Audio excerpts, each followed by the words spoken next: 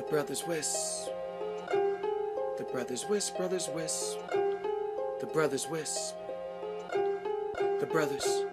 You're now listening to Greg. It's the Hey everybody, Brothers this is Wisp. Greg Let's with the take Brothers a ride Wisp. through Today space I with have this a mother- special guest with me. It is Tommy C. I don't know if he wants to maintain his anonymity or if he wants to actually tell us what his last name is. Tommy, say hi. Hi, Greg. It's Krogan, but yeah, I just go by Tommy C because on Facebook I have my full name all written out, and I got that domain, and then I was like, this is a horrible idea. So I try not to make everybody miserable. Tommy C. We'll just pretend that's your DJ name. Yeah, I go by, actually it's TCent is my DJ name.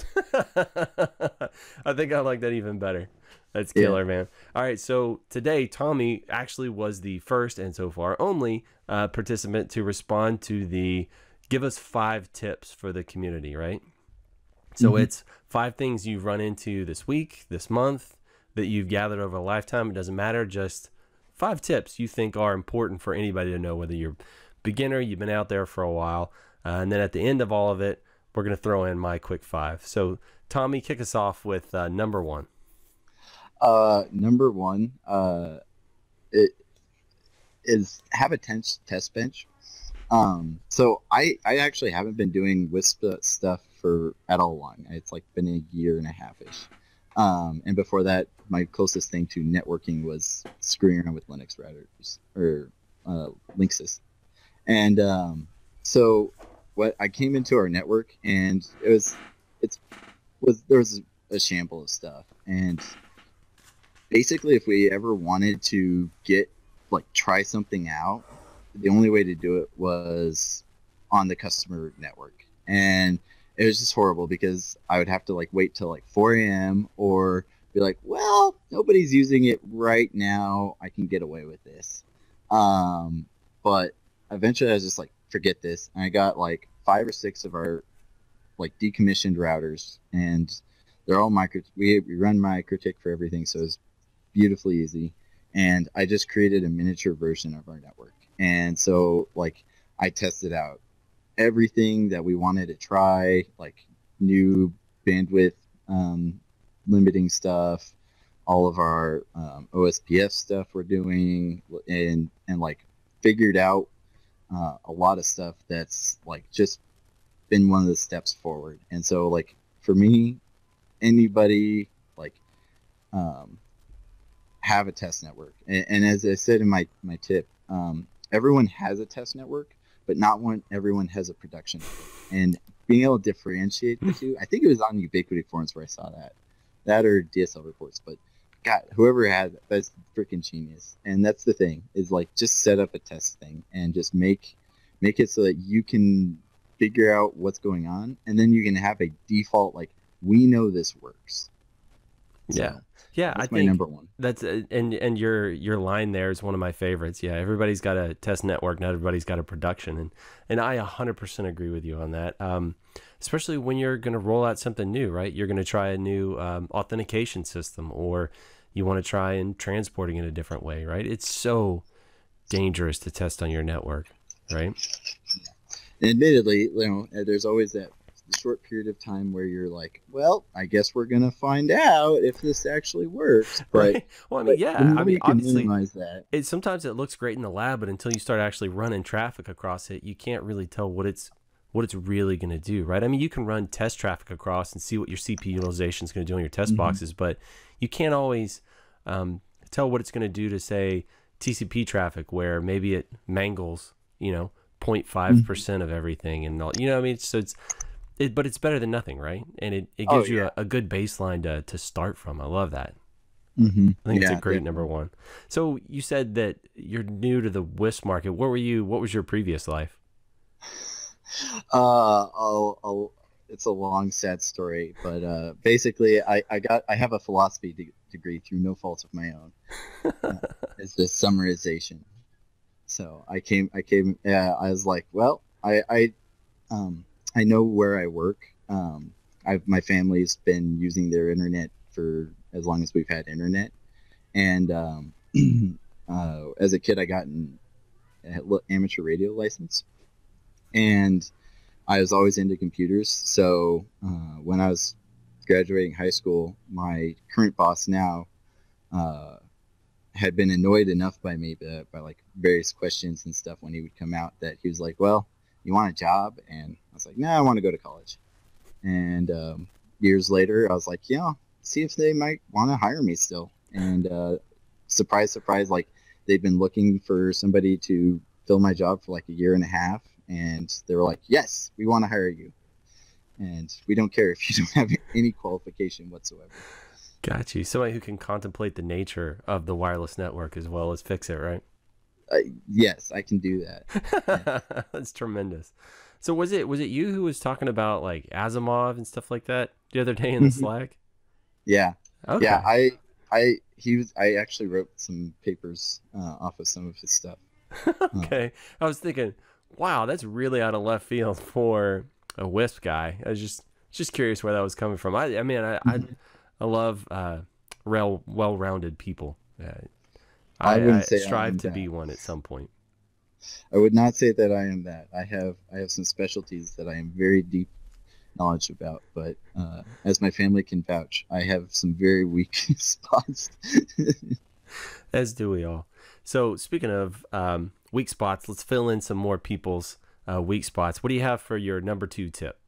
Okay, so this actually comes from my amateur radio stuff, and radios and antennas are just like old flashlights. So if you remember, like the old mag lights, especially the ones that you could like adjust the beam width and such, you'd have that weirdly weird pattern like comes out, and I always adjusted the hell out of it so I could minimize that because I was always frustrated by it. But that is the exact same way that any dish works, and most antennas really that we use. So like, and being able to visualize that helps you figure out that, okay, we have side lobes, there's all this other stuff, and that is like the core portion. Like if you're gonna try to install dishes, really antennas in general, like recognize that, okay, just because you have a connection doesn't mean that it's lined up. And so many times when I'm helping people on the Mimosa forums, it's, have you checked the alignment? Are you certain?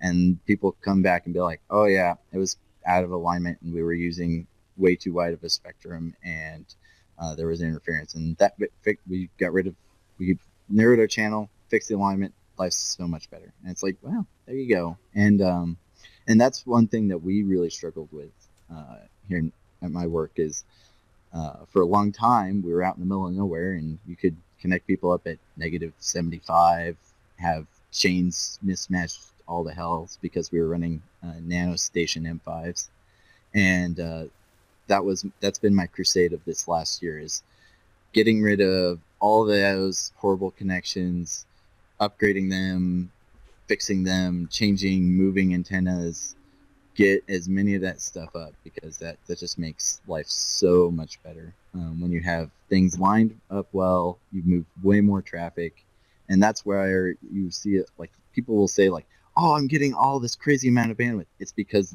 they have super strict rules on what they'll connect to their access points. Mm-hmm. Yeah, I know when I first got started, and I'm probably light years behind you as far as radio stuff goes, but I'm such a visual person.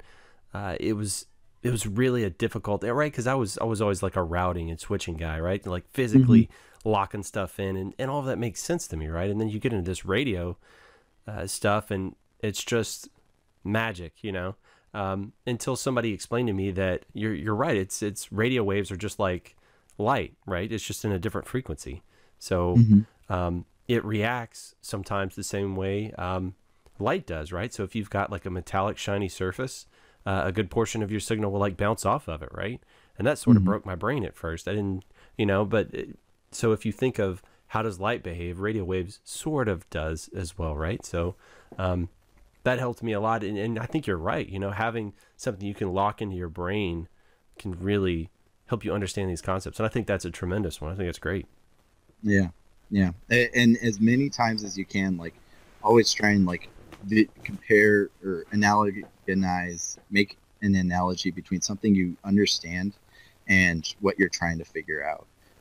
The analogy isn't the perfect, and it's an analogy. It's just useful, but it does make like life so much easier when you're trying to explain that to a tech or somebody or an installer who just hasn't been able to figure this out. And you're like, here, look at this, and then the light bulb flashes in their eyes, and it's like, oh, yeah. So using that example actually helps a lot. Yeah, and I saw in your written version of the tip as well, you said, sometimes when you're aligning, to get good alignment, just keep moving another 20 degrees and see what happens. And I've been there before where it locked in, it came up, and I thought it was good, but I was actually connected to like a side lobe, right? And so I wasn't getting the throughput I expected and things like that. And then I just kept going a little bit more, and there it was. I hit the center of the beam, So you're right. And that actually kind of feeds into some of your other tips, which I don't want to trample over the top of.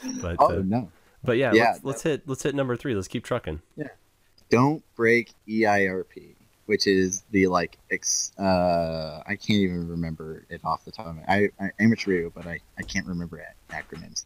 But basically, it's how much the total output is of your radio combined with antenna power. You take antenna dB and your radio output power. And 5 gigahertz, it changes a lot. 2.4, it's wonderful in that it's 36 the whole spectrum through. In 5 gigahertz, it shifts up and down and between various portions. You can go online and find that out, but it's not worth it. Don't break it. Every single radio in this industry, you can easily get around it. And I've seen it, and it's such a problem because you'll do it, and then you start doing it more, and then you're getting people that are like bad connections. And that was a struggle we had, is like we just had so many bad connections that we were able to get them previously, and it's just like, well, we have to really change how we're doing this, one, so that especially a few years ago, Colorado had a pretty big spree of SCC coming by and checking to make sure you're not going over EIRP in the DFS channels. And there was a lot of guys who went out of business because they couldn't pay the fines. And, wow. Yeah, it was pretty big news. And so that was one reason why we just never used DFS for a lot of times, is just because we're like, well, best to just not do it and deal with the noise. We've been able to transition more by being like, nope, we are legal, we'll be fine, and we have good connections. But it's been a long struggle, and I see it all the time on forums. Ubiquity, Mimosa, everybody. They'll be pumping out a huge amount of signal, and it kind of goes back to my second point, is like they pump out a bunch of signals so that they can get the connection to go when they don't actually have a good alignment. And aligning the antennas would do more than making more noise. And you're not just harming yourself, you're harming everyone else in the industry. That's right. Any other radio, even if it's not using the same channel, is still going to hear it. And this is like in that realm of like referring back to colors and analogy and stuff. Like each channel is a different color in the color spectrum. You kind of think of it that way. And even if you're making a blue light, well, some of that blue light is going to show up in the purple light's channel space too, and less so much in the yellow light. But you're still making noise, and it's just being a general good neighbor, one, and two, just making your stuff. Because I wouldn't be surprised if someday a FCC is gonna be like, hey, this is a cash cow. Going around checking out WISPs and seeing who's breaking rules, and we can just find the heck out of them. Like parking tickets, is that where you're going with this? Oh yeah, I that's where parking tickets have gone. So we live in a capitalistic society, and our government is just the same as much wanting to make money as anybody else. So it's I would not be surprised if at some point that becomes a problem. So. And and a lot of radio manufacturers now are actually like Ubiquity. They will lower the total throughput that they will go. They won't go as high MCS rates if you're at max channel, if you're maxing out your transmit power. You have to actually drop your transmit power a certain amount to be able to achieve max throughput through your links. As that's one thing other companies I've noticed are doing similar deals to encourage people to drop their channel widths, drop their transmit power, so that you're not getting these guys who are putting up omnis and then two omnis across town from each other and trying to get them connected and just making a whole mess of everything. Yeah, and I would assume that their equipment's not going to perform at peak efficiency when you have max EIRP set up, right? So they probably want to encourage you not to, well, one, to be a good steward, to be a good neighbor, but also to use the equipment as best it can be used. That makes sense. Yeah. It's kind of like turning your radio up all the way to 11, and you start hearing like clipping for some of the noises. That's what starts happening when you transmit on the higher end of the power spectrum. You really start to get that, and you don't get as pretty of a signal coming out. So definitely best to not do that if you can't, if you don't have to. So something you put for your fourth, which is one of the things that gives me a lot of anxiety about WISPs, it says wireless is not set and forget. Yeah. So again, it comes back to that wireless is kind of a living creature that you have to tend to, right? It's like a little Tamagotchi. You got to continue to feed, otherwise it's going to die. Yeah. So what do you mean by that? So I come from my company is a telephone company originally, and the practice in telephone industry, from what I've seen, is you put the stuff in the ground, and 4 out of 5 days out of the week, you don't have to deal with customers other than if it's a billing issue or something like that, or you're trying to deal with stuff. Like the goal is always is that. And in networking, it seems to be the same way. It's like you set it up and then you forget as much as you can. And so what we struggled with for a long time was like, we set it up and we're like, all right, well, as long as people aren't calling us, there's not a problem.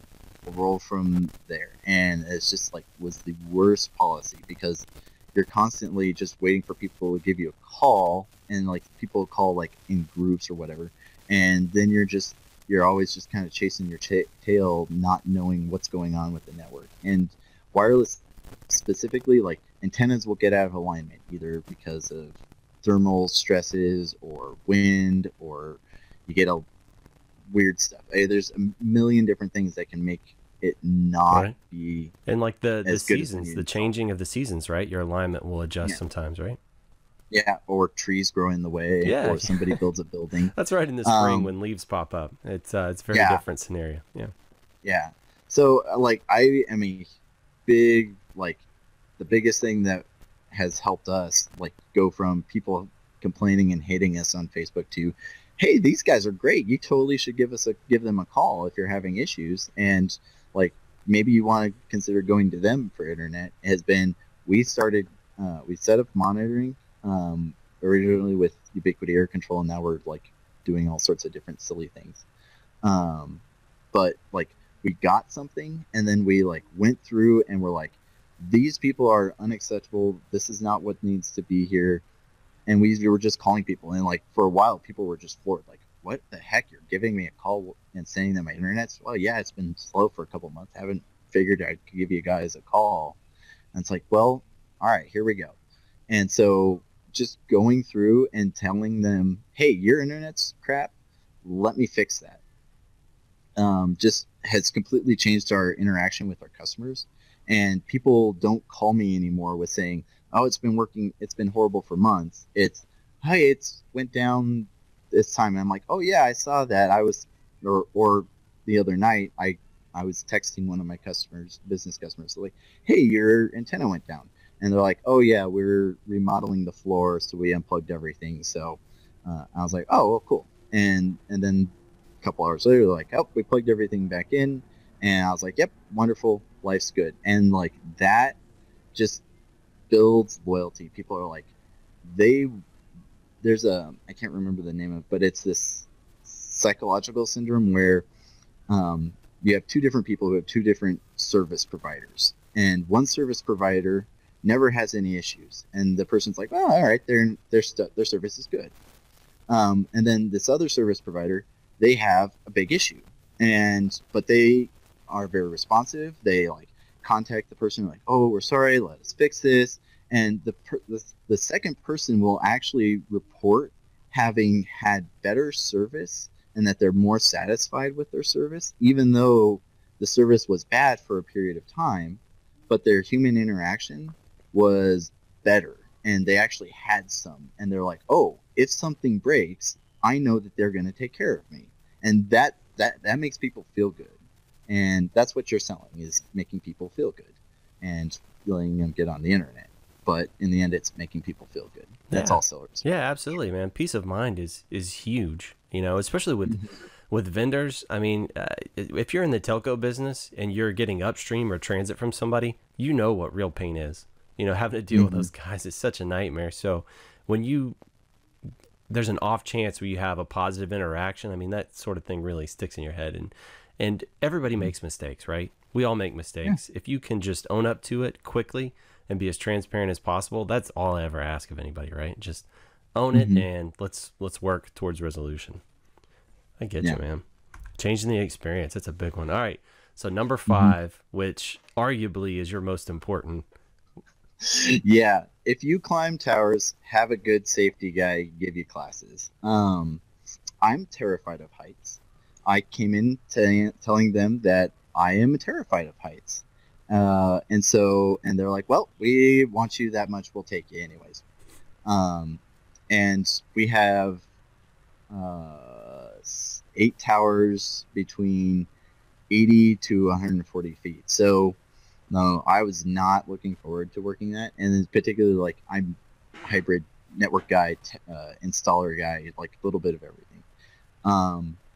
So I have to climb ladders and roofs and stuff. So, and for the first like few months of working, I was like, we have to have a freaking safety meeting every month for like 4 hours, and it drove me nuts. I'm the type of person who's like, tell me once and then let me forget you and then let me run away. And it just drove me nuts. But we have a policy of every 6 months we'll do tower training, and like they go through absolutely everything, like clipping off, having good safety equipment, making sure you're actually paying attention if you're the ground crew to the guy climbing, vice versa, like making and just all those little things.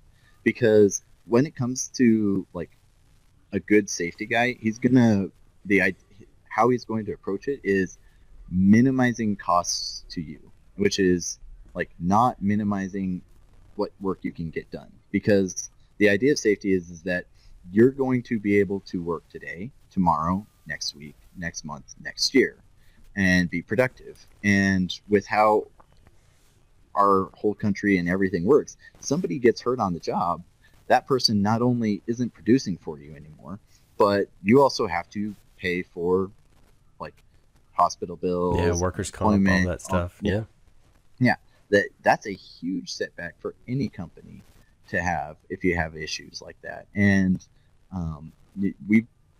I know one company that they did a training like 5-6 years ago, and they haven't had anything since, and they've hired new people, and it's just like you're just asking for a problem to happen, especially when you're climbing towers, which is particularly dangerous. It's more dangerous than just your general day-to-day stuff. And even just like the frustrating portion of safety stuff is like the guy's there to make sure you remember and like do your job, which is to follow safety stuff.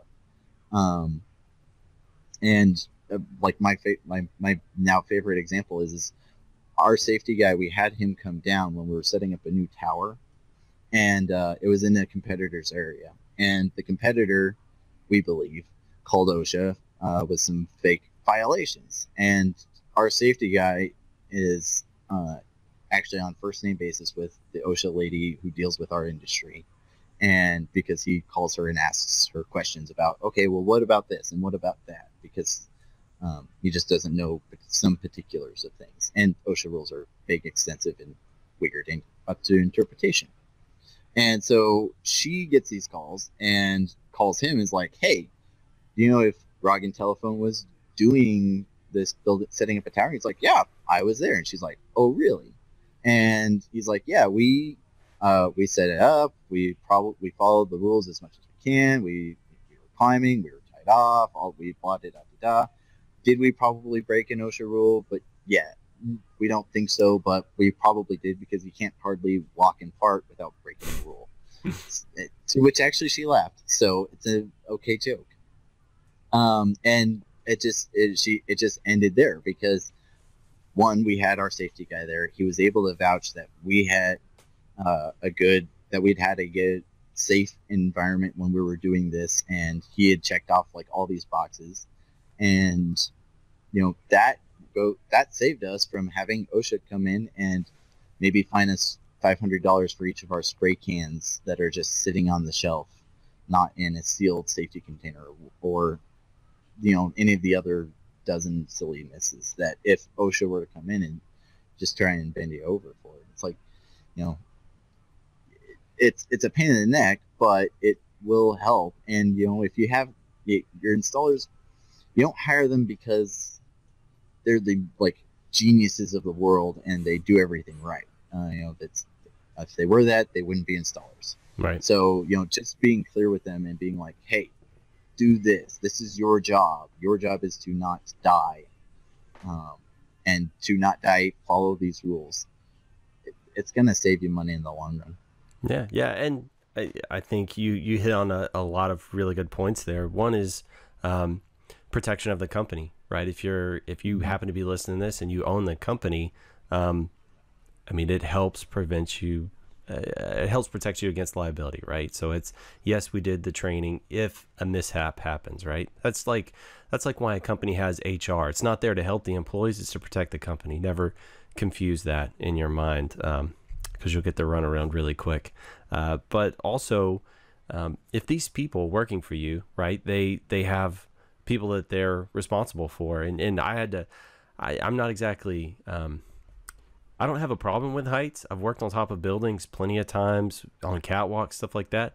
But I've climbed towers several times, and there's something about Spider-Manning your way up the side of something that breaks my brain, and I do not like it. If I never scale the side of another tower, I'll be 100% fine with that. That's no problem for me. But I did the 100% tie-off, right? And so if I hadn't had people giving me guidance, that training, maybe I wouldn't have known to do that, right? And so I think if you've got people that they've got anybody they're responsible for, if you're listening to this and you climb and you've got kids, you've got a wife, you've got anybody that relies on you, if you're not 100% tying off, you're doing it wrong. And I don't understand why you wouldn't. It's inconvenient. A lot of times when I was climbing towers, it might have taken me an extra 10 minutes, or more to get up that tower doing it. But if there was a slip, if there was a big gust of wind, which would occasionally happen, I know my kids are still going to have somebody contributing to their college fund. You know what I mean? It's my wife doesn't have to try and figure out how to pay the mortgage next month. You know what I mean? Yeah. So it's just the basics. Yeah, I'm the guy who probably wouldn't care because I'm single, male, nothing, nobody responsible for me. But it's just one of those things. It's like, I really enjoy doing networking stuff. I don't care. I don't want to my last moments be like, well, shit, I don't get to do networking stuff because I didn't tie off. Right. Or not worth the it. long on the ladder broke, or the rung on the ladder happened to let go. Yeah, that's a horrible last thought. Yeah. So you have a good safety guy. Make sure he's a good safety guy. If he's letting you get by with stuff that you're like, maybe. If he's letting you get by with stuff that if something went wrong, somebody would die, maybe look at getting a new safety guy. Yeah. So. And it doesn't matter how strapped for cash you are. You have money for a safety guy if you're climbing. Yeah. Or get a company to do it. and then your life's better. Yeah. Oh man. The day I quit climbing and had other people do it, my life drastically increased in ease and comfort. I can tell you that for sure. Yeah. Just knowing that if a storm rolled through, I wasn't the one that had to get on top of that thing. It was so much better. Yeah. Oh man. Well, Tommy, I sure appreciate the tips. I've got a few I want to throw at you and see what your thoughts are on it. I would love to hear them. So mine aren't as earth-shattering. Mine are probably a little bit more common sense. But I'm a plain Jane kind of guy. So, or maybe plain Jack. I don't know how you're supposed to say that. Let's see. My number one is keep a spare on the shelf for your equipment. Most of the gear we use, you talked about MikroTik routers. You even talked about building a whole lab. I mean, if you're building a lab, you don't have to have all CCRs. I mean, hell, you could do it with HAP lights most of the time, right? Because the software is the same. It's just the CPU is going to be different on them, but they're still going to move things around and configure the same. But spare on the shelf. Keep one of everything you got out in the field. Because you never know when you're going to need to do a truck roll to repair something, replace something, or an emergency build. You know, there's a music festival that all of a sudden calls you up and they need a link turned up, you know, in 3 days, and you're going to make $5,000 off this thing. It's pretty nice to have some kit that you can just chuck up, you know, and make it happen, stuff like that. So I've seen that more than once. Have you guys run into that? Some ways, yes. Yeah, we are not the world's best at that. We have some backups, and it's in the budget of this year. It's my next step in renovating this place. But yeah, no, we have definitely had times of like, I really hope that doesn't break because we don't have a spare. Yeah. And Streakwave takes 2 weeks to get that to us. I know some of the bigger boys, some of the guys that are very cash flow positive will even have a whole spare tower on the shelf. You know, if they sustain a strike, they can entirely replace a tower. I've seen that before because, yeah, especially if you're depending on what your manufacturer is, right? So say you're using a specific Ubiquity product and it's notoriously difficult to get new ones. You know, if they happen to have an extra one in stock now, maybe it's a good idea to go ahead and grab it, sort of thing. Not going to name names on any of that stuff, but I mean, it happens, right? Supply chain issues can come up, and you don't need to be dealing with that. You know, calling every single vendor you can think of just to see if anybody's got any kit. That's a horrible way to spend your Saturday night after a storm rolls through. Oh yeah, no, it brings peace of mind, and that's something that you can sell to yourself. It's always worth being able to bring a little bit of peace of mind because you pull out your hair enough. Well, you probably don't. Yeah, I've got no more. Thanks for that, by the way. Appreciate it. Let's see. Right on the heels of that are keep backups of your configs. I know we're always talking about Unimus. It's a great product. It's free for a handful of routers. So if you've got a few core devices, man, just throw it in there. You know, if you can do differential backups like Unimus does, that's great too, right? So something changed in the network and now it doesn't work. You can actually look and see what it was that changed. But things will break, and the worst times, the most unexpected ways, and it's just really nice to have automated backups of your kit. There's free options out there that take a little bit more work, but yeah, there's some off-the-shelf kit that's not going to break the bank. So I would definitely say keep backups. And most of these things that I talk about, I've done wrong in the past. That's basically how I find my way through life, is I figure out all the wrong ways of doing things until I finally get it right. So. Oh yeah, that's one thing that we have not had many problems with is we've always had automated backups of each of our towers, because each tower, it's a living organism, and so you have one customer do something weird, and then you're never going to remember that after the lightning hits, and you're like, well, shit, what do I do to make sure everybody works? Or you just either that, or you have to wait till they call you and be like, why isn't this working again? Make it work. Or testing. Say you're doing a bunch of stuff for testing, and you can't remember what steady state was anymore. You've changed so many things. Or you put something in temporary, right? You guys are doing a temporary workaround for something. It's just, and then you happen to lose that piece of kit right there in that moment. Well, then, you're up shit's creek. That stuff happens. Yeah. No. Yeah. Backups are the bomb. All right. So earlier in this episode, I was talking about how I'm a very visual person. I think in pictures, and people try and describe scenarios to me. If I can't put sugar packets on the table in front of me, I probably can't figure out what's happening. I have to see a diagram. So my third tip is diagram your current configuration, and then every time I'm going to build something, I actually make a diagram of what it'll look like when it's done. And usually I go through several iterations of that.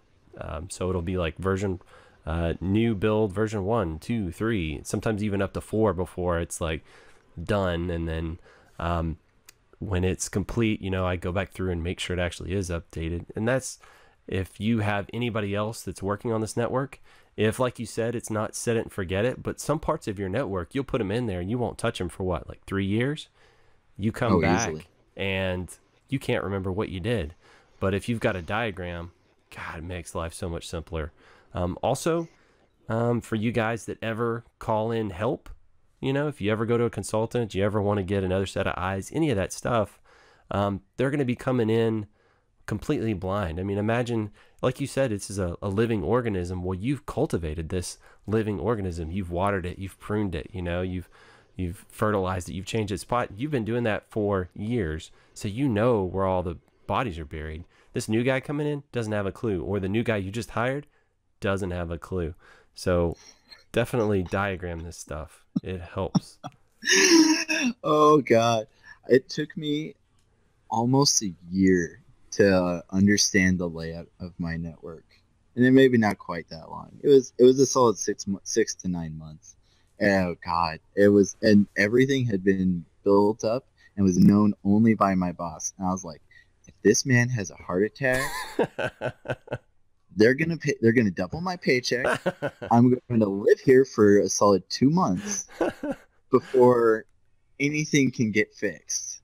I was like, oh God, those first couple months, I was just like, when I realized the state that everything was, I was like, oh shit, we are up a creek and there is no paddle if this man has any issues. And it hurt him. The man had been worked to death over the last 5 years because they'd hire somebody, they'd leave within 6 months, or just all sorts of other silliness. And so he'd been working 60, 80, 90-hour weeks, keeping a telephone and an internet network running. That's insane.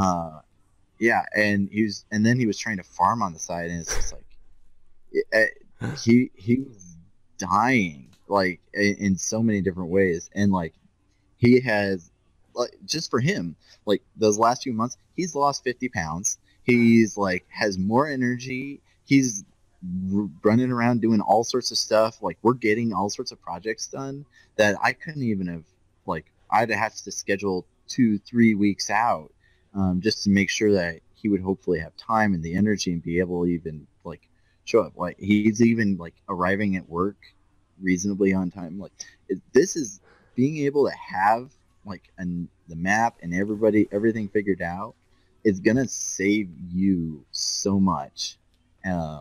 Up and down. Yeah, definitely. Yeah, for sure. And that, I mean, all of these kind of dovetail together, but my number 4 is don't be afraid to ask for help. So early in life, I was the kind of person that I had to do it on my own and I could never ask anybody for help, right? To me, it was a sign of weakness. I had to do it at the expense of some really amazing engineers that I could have learned a lot from, but I refused to.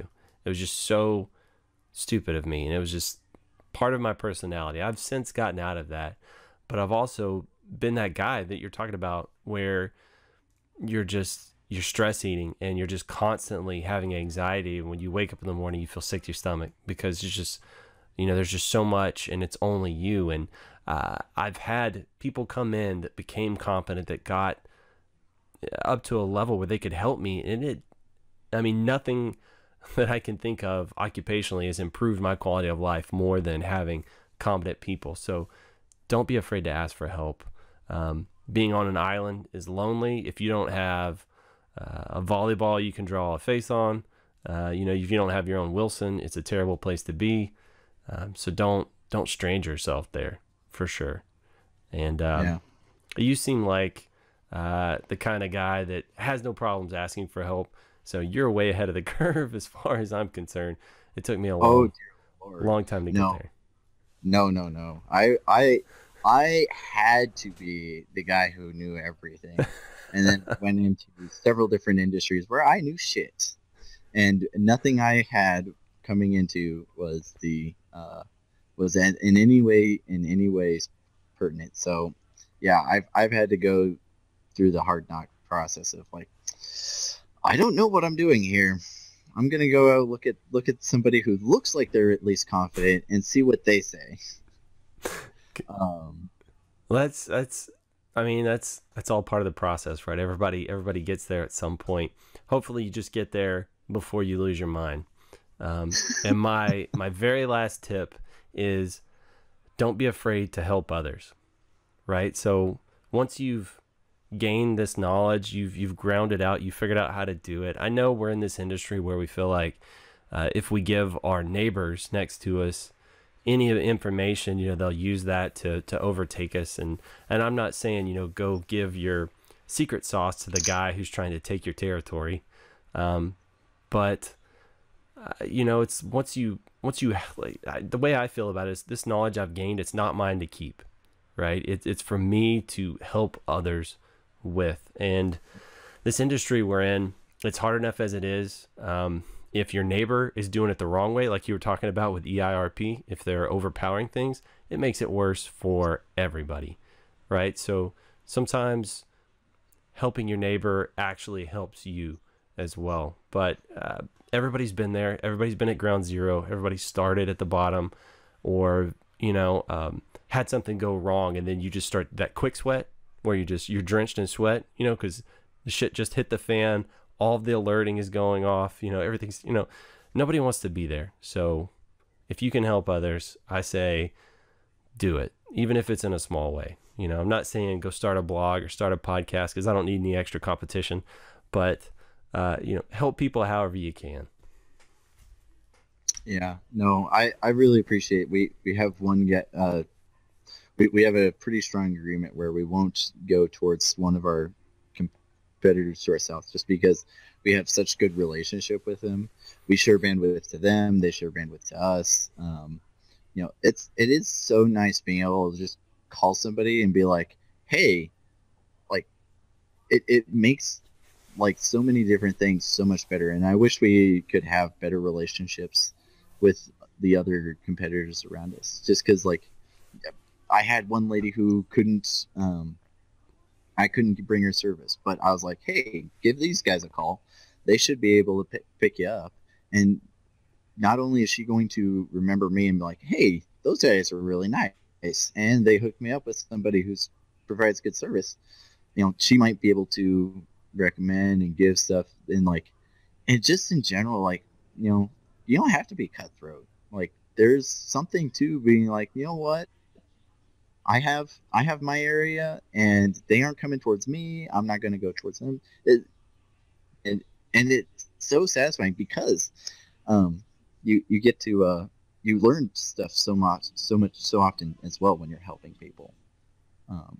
It's just crazy, you know, just how beneficial, you know, like the Slack channel has been for me.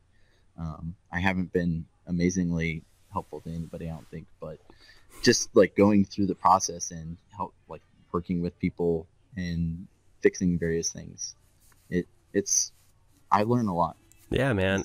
I think everybody in the Slack, whether you're a lurker or a loudmouth, like you know, like Mike or myself, sometimes I think everybody contributes, right? And to what you were saying, I heard an old saying, it's one teaches and two learn, and I think that's very true. You know, it's as you're working through something, you know, because it's like sometimes you'll understand a concept in your head, but you can't articulate it. So you have to, you know, spend a little time and understand it a little bit better so that you can actually teach it to somebody else.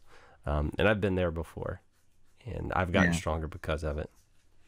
Yeah, it really does help. thinking of it as a brotherhood, because we little guys, we got to be able to band together a little bit, somewhat, just to be able to deal with Comcast, CenturyLink, those big guys with all their money. Mm-hmm.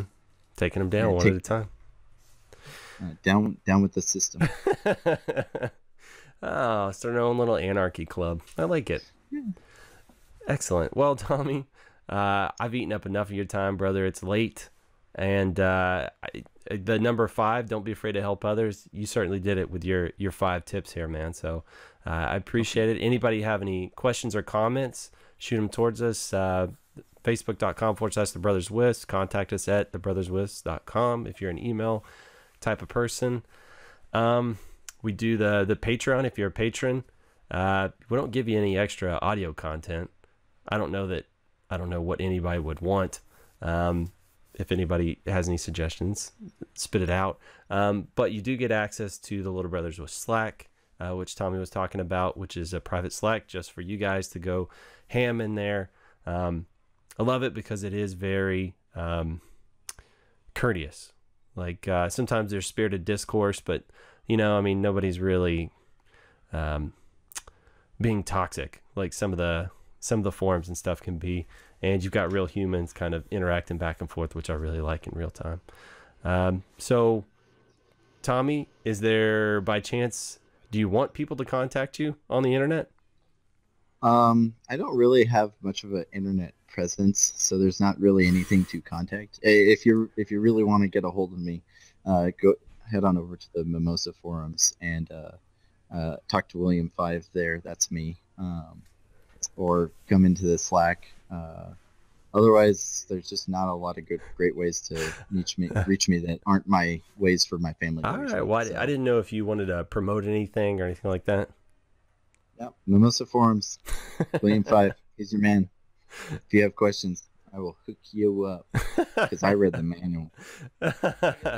All right, Tommy. Well, thank you, and thank you guys for listening, and we'll catch you next time. Lighting up the tower so people can start searching, shooting up the web in neighborhoods, net surfing. We got horrible jokes, we're loud and annoying, but we're informative facts, we're not disappointing. Just give us a listen, cause fun is the mission. I'm telling you, you don't know what you are missing. Ideas and some good comedy given. If you missed the show already, don't worry, you're forgiven.